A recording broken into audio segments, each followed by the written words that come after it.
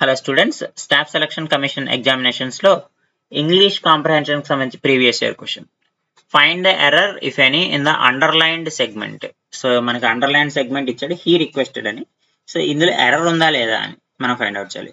The chief guest concluded his speech. Concluded అన్నాడు అంటే past tense. As he requested to stop by the organisers. So ఇందులో తప్పు ఉంది, ఎందుకంటే ఇది పాస్ట్ టెన్స్.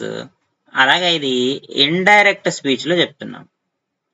ఇండైరెక్ట్ స్పీచ్ లో చెప్తున్నాం, డైరెక్ట్ స్పీచ్ కాదు.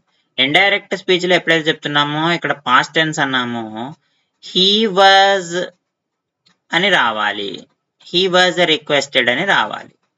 సో కాబట్టి మనకి అండర్లైన్ ప్లేస్ లో ఏం రావాలి, హీ వాజ్ రిక్వెస్టెడ్ అని రావాలి. హీ ఈజ్ రిక్వెస్టెడ్ రాదు, ఇది హీ విల్ బి అనేది ఫ్యూచర్ టెన్స్.